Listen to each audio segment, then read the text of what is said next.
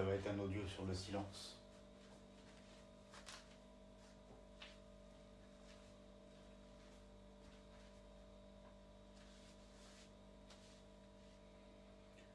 Va falloir que je parle entre les silences pour faire silence à ce silence.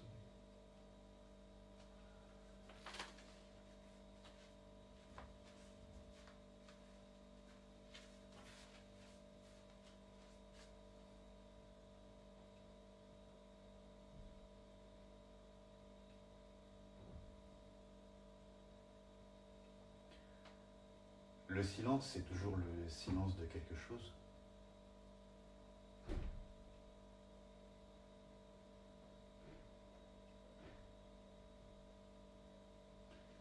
Le silence d'un objet qui ne tombe pas sur le sol. Le silence de ce même objet qui tombe sur le sol mais qu'on n'entend pas.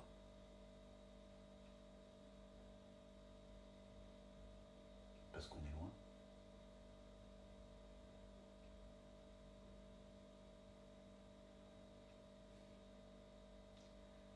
Le silence de ce même objet parce qu'il n'existe pas.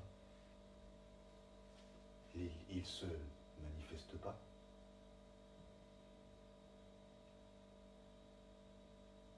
Même s'il est concept.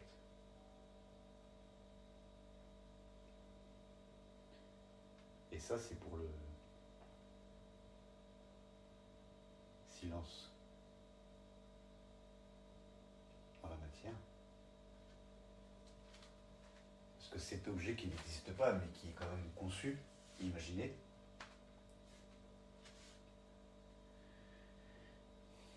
il a sa manifestation sur son plan conceptuel.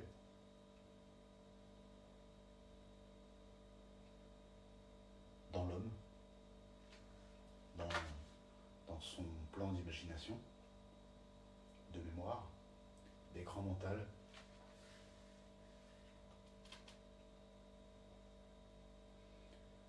De perception émotionnelle et aussi sensationnelle, on va dire énergétique.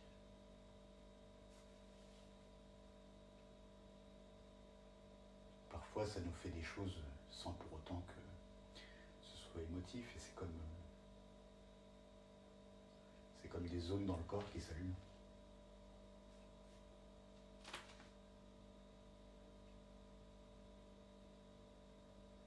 En sensations qui nous émotivent, parfois. Qui m'émotivent parfois.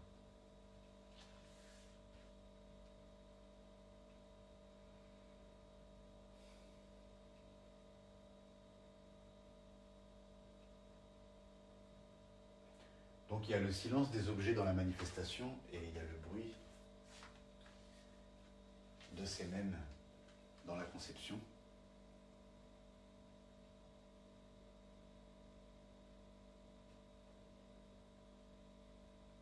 Parce que cet objet qui tombe, qui est trop loin pour que je l'entende, à partir du moment où je le sais, il entre en manifestation dans mon plan de conception.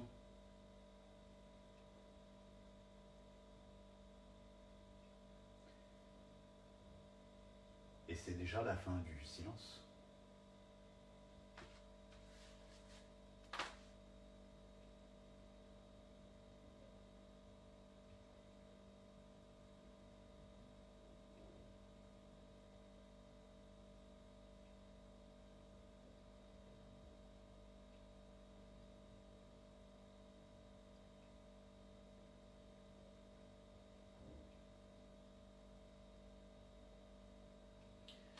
Et là où il y a ni perception d'objets manifestés,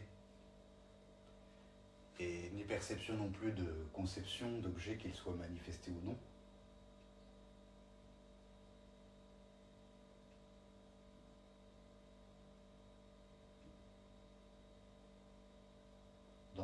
dans ce silence-là, il reste la perception de l'observateur qui se perçoit lui-même en train de ne rien observer.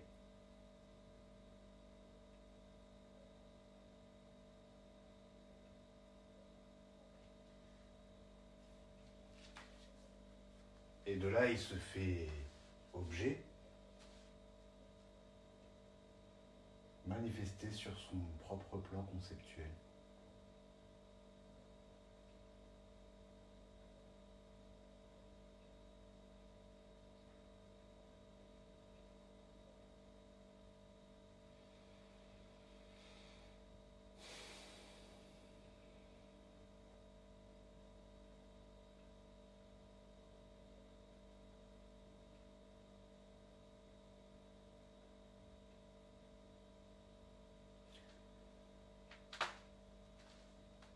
Et donc, pour un silence encore plus silencieux,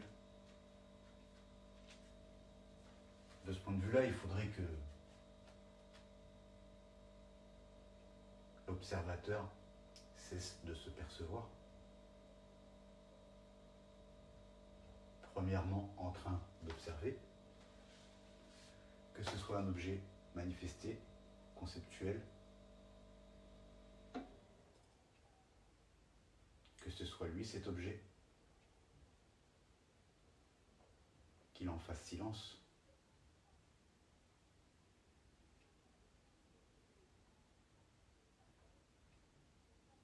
Et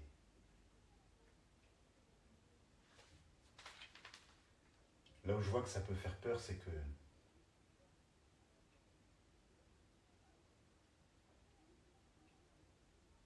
c'est toute observation. Ça équivaut à ce que je perçois par rapport à mon ego, ça équivaut tout simplement à mourir. Parce qu'il s'identifie au fait de percevoir. Comme il perçoit qu'il est vivant.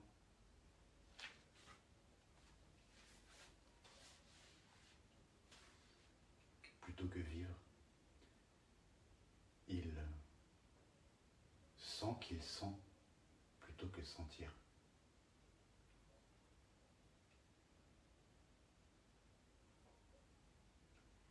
Et cette chose qui peut paraître être un défaut, c'est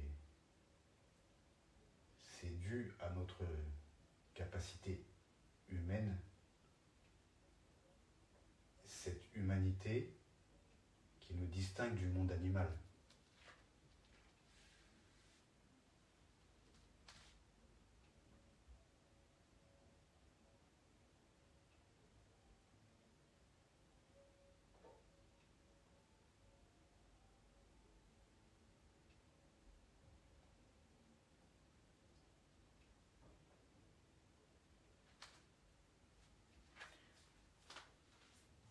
Mais ce défaut de ne pas vouloir lâcher l'observation, il est, et il fut par le passé,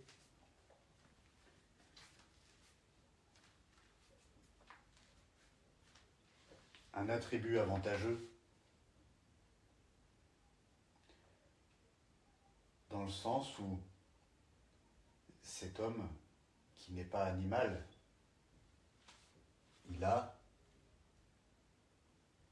ce déficit d'intelligence animalière remplacé par son intellect conscient. Le je suis, je pense, j'observe que je pense, que je ressens des choses.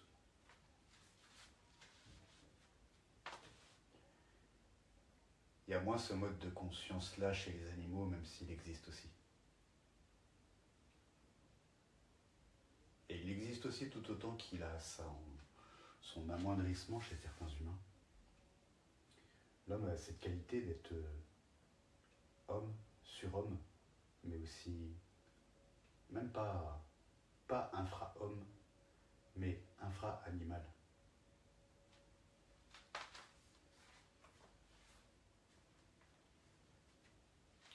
Et donc, cet homme privé de cette intelligence animalière qu'ont les animaux, à ne pas se soucier des choses et de par leur adaptation par rapport à leur environnement, et la mise à jour que fait l'environnement sur eux, ils ont cette capacité à vivre de par leur nature, au contact direct de la nature.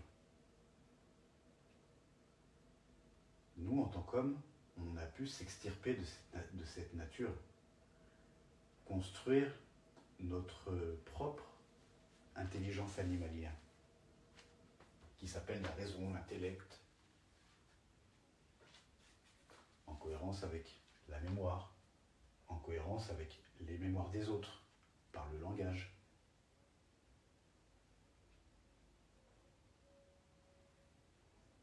Ce petit plus qui nous a permis de bâtir des cités, des civilisations, le monde moderne tel qu'on le connaît, et ces capacités même qui nous permettent d'y vivre.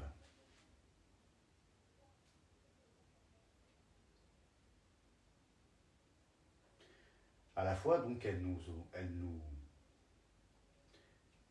amputent d'une certaine intelligence animalière qui, elle, nous protégerait des vicissitudes de la civilisation en tant que les animaux ne deviennent pas fous, par exemple, sauf s'ils sont au contact de la civilisation des êtres humains. On le voit parfois pour les animaux domestiques, par exemple, ou même des animaux sauvages.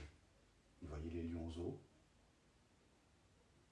ils peuvent être très névrosés, très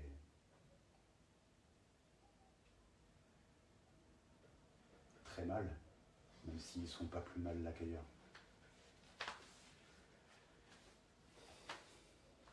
Parce que la nature, elle aussi, a ses vicissitudes. Même si le lion ne devient pas fou dans la jungle, alors qu'il le serait en cage, eh bien, il n'aura pas la nourriture à profusion, les soins médicaux. Quand bien même ces soins médicaux pour le lion en cage sont des palliatifs au fait qu'il soit en cage. Mais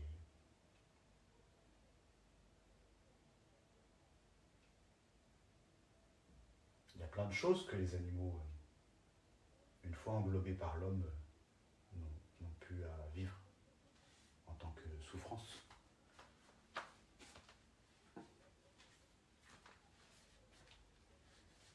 Et donc pour reprendre, où est-ce que j'ai dû bifurquer pas mal de fois.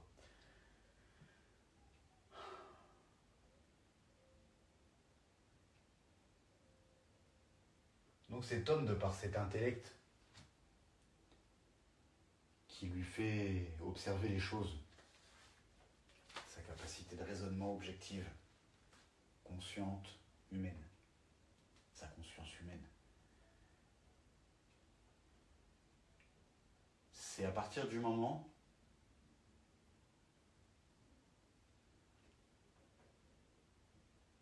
où il a, peu importe qui il est, à partir du moment où il a résolu certaines choses dans sa vie, peu importe à n'importe quel moment de sa vie, vraiment. Cet homme va se retrouver face à cet homme, en fait.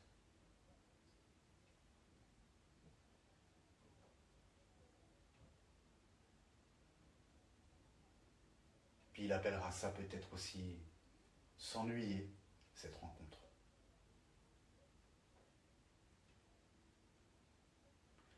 Cette rencontre, il appellera peut-être ça ne pas aimer la solitude.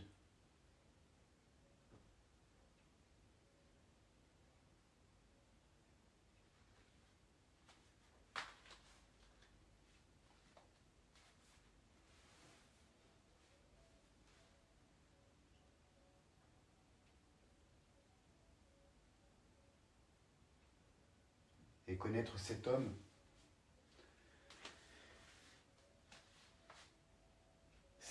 qu'on ne veut pas lâcher, cet homme qu'on considère être notre vie,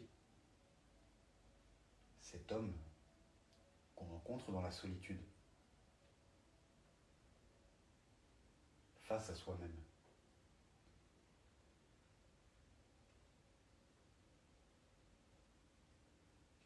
cet homme qu'on refuse de lâcher pour pénétrer encore un peu plus dans ce silencieux silence, pour avancer dans cette quête du silence. Le silence en quiétude.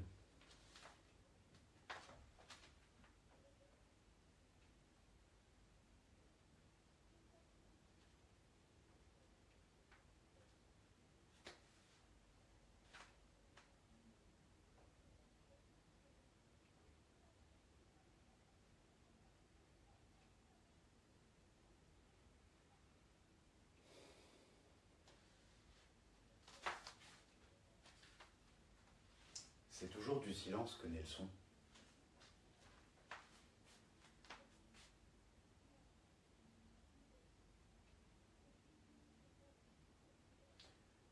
C'est toujours de l'absence que naît la présence.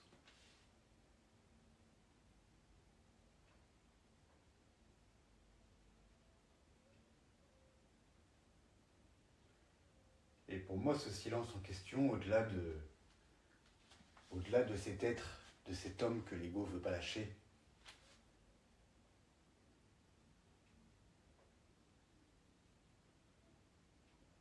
ce silence au-delà, c'est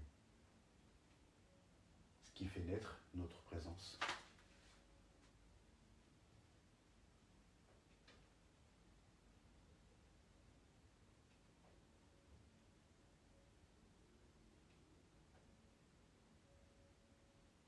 Et paradoxalement, cette présence qui se fait naître de par l'absence,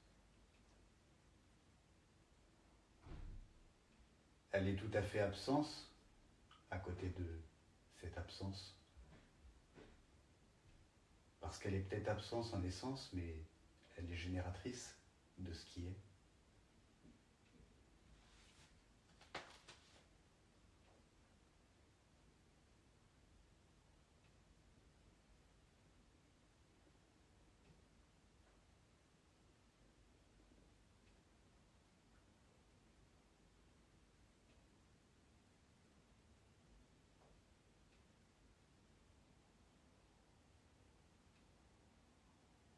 Et par comparaison, donc, le son n'est que silence, à côté de ce silence qui l'a fait naître.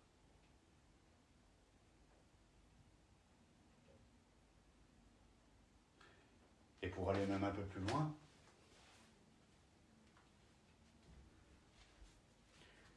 ce silence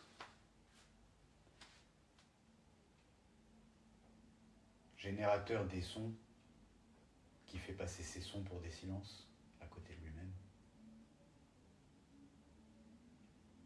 il est son.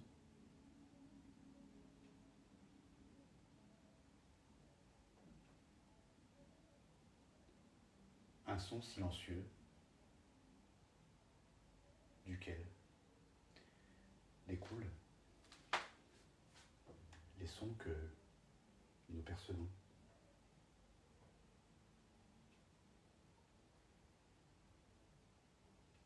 Et que nous concevons, nous les percevons dans la conception, ces sons-là, autant que dans la manifestation, de par notre sensibilité, bien sûr,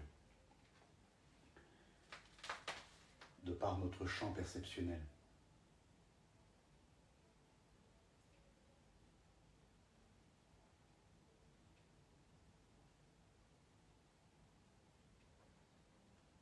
C'est comme cette lumière qui donne la fausse lumière qu'on perçoit et qu'on prend pour la vraie lumière.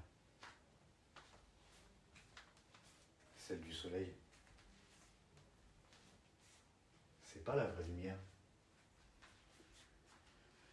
Et celle qu'on voit avec nos yeux, c'est même encore une autre lumière produite à partir de cette lumière-là. Mais cette lumière-là, elle a aussi son origine de par une lumière qui, elle est partout, même dans les ténèbres.